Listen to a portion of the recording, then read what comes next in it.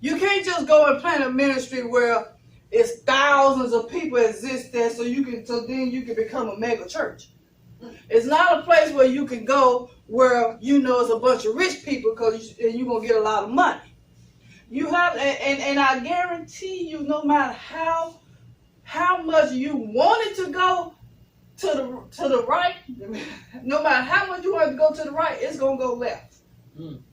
In other words, He's going to give you the place that's hurting, that's crying, that's beat down, that needs help, that's been crying in the wilderness. We, in our human hearing, we may not hear them, but God hear them crying in the vision. Just like with your mother. And the other pastor that started the ministry in Widener. Lord, I forgot the location. That started the ministry in Widener. Do you think the spot where they went, you think that's where they would have wanted to go? No, sir. That's not where they wanted to go. No. But that's where they was led to go. Mm-hmm. And even greater work was established in that area because they did exactly what the Lord told them to do. Exactly. Amen. And I'm saying that to say that when Jesus gave Diane the assignment to open up a location there, remember I said he had the name of his ministry that he wanted it to be. Mm-hmm. But then God said, oh, that ain't what you're going to call it. You're going to call it Change Life. Mm-hmm. So he had to follow what God said. That wasn't what he wanted. He had to follow what God said. And then he didn't know anything about Clarendon. The only thing he knew about Clarendon is that I came from Clarendon when I went up there to that location. That's all he knew. He didn't know nothing about Clarendon. But then God told him to open up a ministry in Clarendon. Wasn't by his choice. Darn sure wasn't by my choice. So that just goes to show you that when God gives you something, it's never going to be what you want it to be, but it's going to be what is needed in the land. Now remember, I told you that his vision, the vision that Jesus gave Diane, was refresh the saints. Mm-hmm. So in other words, God already knew COVID-19 was coming.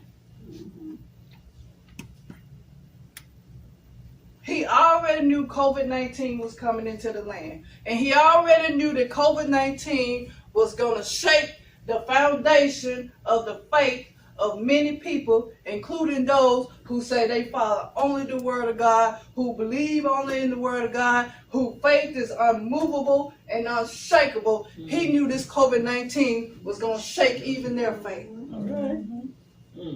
He already knew that. So he gave Diane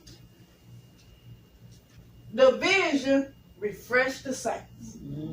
Because the time is going to come when they need to be remotivated to carry on in spite of what is going on in the land. Mm-hmm.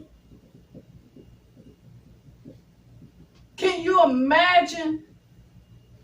Now, he's not knowing why God give me refresh the saints? So they saints. Why I got refresh the saints? Now I'm just paraphrasing what I'm thinking he probably was saying to himself.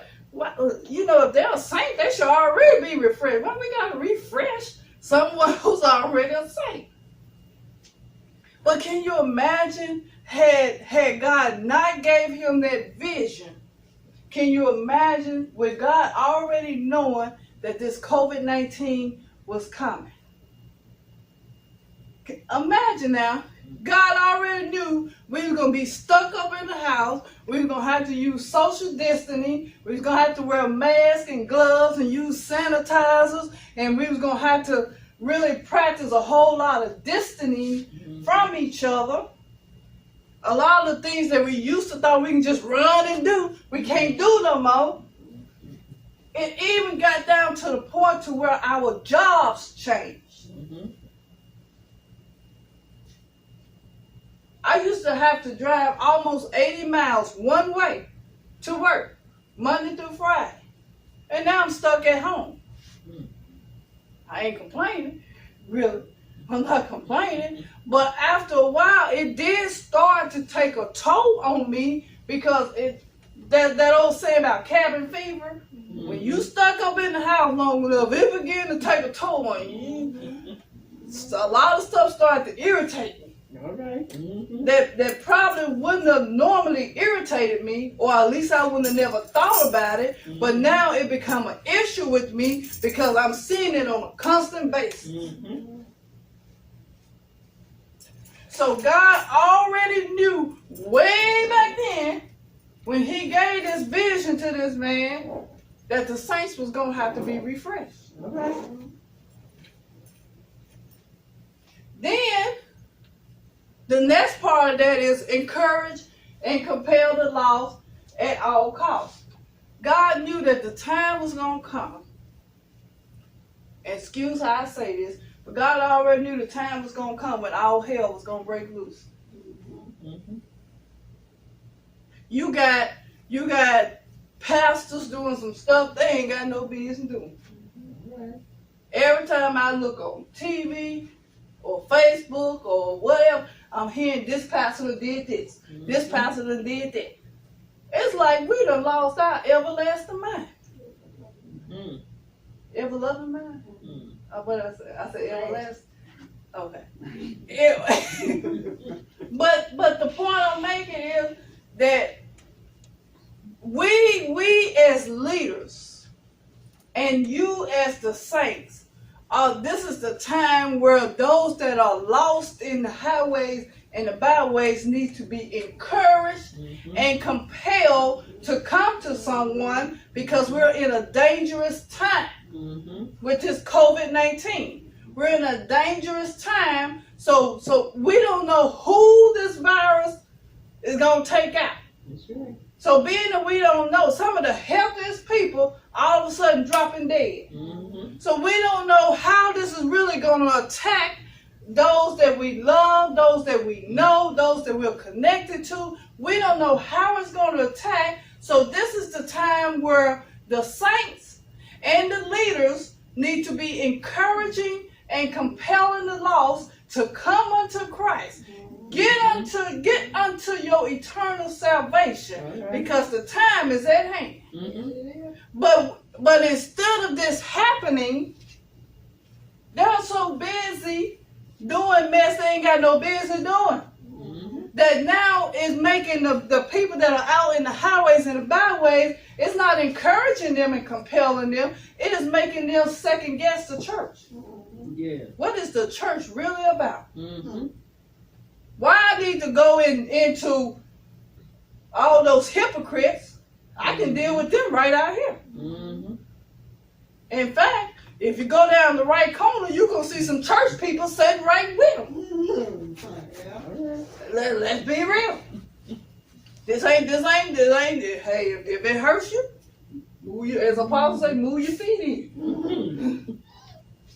All right. Because in other words, we as leaders, we have gotten to the point that we want to be recognized, we want to be heard, we want to be seen, we want to gain financial. We've gotten that so much in us, instilled in us. See, the enemy been playing with us. He's been influencing us, and we've gotten that in us so much that it's more about making a name for ourselves and less about getting the word of God out. So we can't help those people that are in the highways and the byways. We can't help them. We can't encourage them and compel them, because we're just as lost as they are. All right. We just got a biblical title in front of us. But we're just as lost as they are. But God already knew that during this COVID-19, that it was going to come, it was going to get to the place where those out there that are hurting was going to need to be encouraged and compelled.